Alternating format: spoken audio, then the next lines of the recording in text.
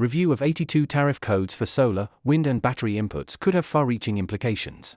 A tariff review by the International Trade Administration Commission of South Africa, Itac, of input materials and components used in wind, solar PV and battery storage facilities could have far-reaching implications for the renewables sector and electricity consumers. In a Gazette notice, Itac indicates that it will review 82 tariff codes for inputs and materials used in the renewables and storage value chains, including everything from solar panels and generators for wind turbines, to lithium-ion batteries, aluminium and steel structures and even screws, bolts and nuts used in renewables installations. Itac argues that global decarbonisation commitments represent an opportunity for the local production of renewables and battery products and that, by improving the tariff structure, demand for locally produced components could be increased, while the competitiveness of the local renewables value chain could be enhanced. The Gazette containing General Notice 3142 of 2025 was published on April 17 and Itac has provided a 4-week comment period. It has requested feedback on the possibility of increasing tariffs on the listed products to their World Trade Organization, WTO, bound rates, the highest duty that can be legally implemented by a WTO member, should there be capacity to produce these locally, as well as the prospect of introducing or removing rebate provisions. Itac is also seeking stakeholder comment on the potential removal of the prevailing rebate on the import of solar panels, as well as on new local content provisions. In addition, it wants input regarding the possible relaxation of import controls on critical minerals used to produce storage products to assess whether this could incentivize local manufacture, as well as whether export controls on critical minerals could improve security of supply, especially for battery storage technologies.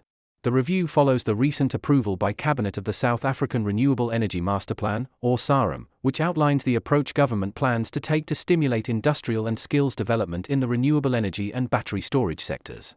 Besides the manufacturing of key technologies and systems used in the two sectors, SAREM also aims to increase local content in the delivery of the balance of plant, including civil engineering and electrical works, as well as the local beneficiation of minerals used to produce renewables and storage components and products. One of SAREM's core pillars, however, relates to supporting demand to create the market certainty required for manufacturing investment, with the stop-start nature of public procurement in the past having emerged as a key constraint and a major reason for the failure of wind and solar-related manufacturing plants. XA Global Trade Advisors CEO Donald Mackay says the tariff review forms part of a broader process underway to localize and transform the renewables value chain, listing the other components as including moves to increase local content requirements, the possible introduction of subsidies and tax incentives for investors, and the creation of a transformation fund to support black economic empowerment of the value chain. He says tariff increases and/or the removal of rebates would have significant implications, with the solar panel rebate having saved importers $344 million in duty payments over the past 12 months. These savings could have been $610 million on imports worth $6.3 billion, but there had been only a 55% utilization rate.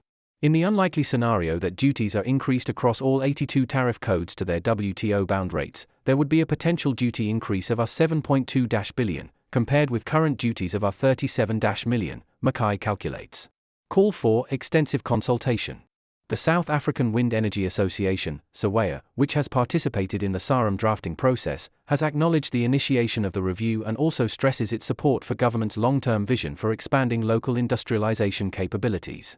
However, CEO Niveshan Govender also calls for there to be extensive consultation between government and industry to ensure adverse effects are avoided, and that suitable mechanisms are used to support South Africa's localization agenda.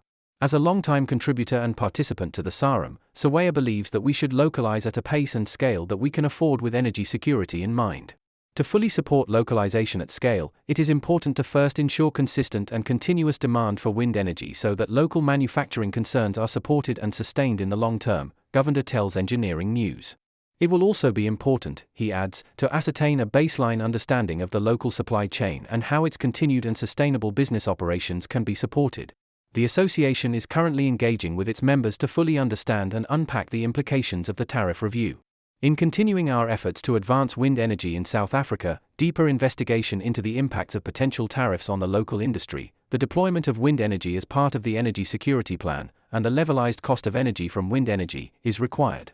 While Govender welcomes the differentiated approach outlined in the Gazette, indicating that duties could be imposed where local manufacturing is seen as viable, and exemptions where it is not, he nevertheless cautions against premature removal of existing import rebates or the imposition of blanket local content mandates. A flexible, incentive-driven framework, aligned to clear procurement pipelines and supported by industrial enablers like port reform, logistics coordination, and finance risk sharing, is key to enabling sustainable localization, Governor avers. South African Independent Power Producer Association chairperson Brian Day says, while there is overwhelming support for localization, the Itac tariff review has arisen unexpectedly, with little clarity as to how tariffs will lead directly to localization. Without consistent demand in the integrated resource plan, this effort is also futile. Market pull through such demand should precede other measures to ensure the required industrialization, Day argues. Value chain analysis needed. South African Photovoltaic Industry Association, SAPVIA, CEO Dr. Rethabile Malamu also tells Engineering News that the association is currently engaging with its members to gather input for a comprehensive written response. However, SAPVIA already had some immediate concerns, including with the 4-week comment period, which Malamu describes as too short to allow industry to make comprehensive submissions. The association is also of the view that the rationale provided for the tariff review does not clearly align with existing government strategies such as the South African Renewable Energy Master Plan, the Integrated Resource Plan, or the country's nationally determined contributions. In our discussions with Itac, it has been noted that the proposed tariffs are believed to support the creation of manufacturing-related jobs. However, most employment opportunities in the solar PV sector are generated during the deployment and installation phases of projects, not necessarily in manufacturing. For instance, a PV module assembly plant with a capacity of 500 megawatts typically employs only 60 to 100 people, as these processes are largely automated. In contrast, the manufacturing of mounting structures can create 10 times more jobs, with hundreds in the deployment of the technology, Malamu explains. She argues that any introduction of tariffs on solar components should thus be guided by a comprehensive value chain analysis, including a detailed assessment of employment potential across the entire PV value chain. SAPVIA is also concerned about the potential removal of the rebate on solar PV modules, which it believes will be detrimental to the sector. Our view is that the current local manufacturing capacity is less than 15% of domestic demand and likely to decrease based on the project pipeline. Scaling to 50% or more will take several years and hinges on a stable electricity supply, Malamu adds. She stresses, however, that SAPVIA remains committed to constructive engagement with government stakeholders to ensure that any tariff-related decisions support both industrial development and South Africa's renewable energy transition.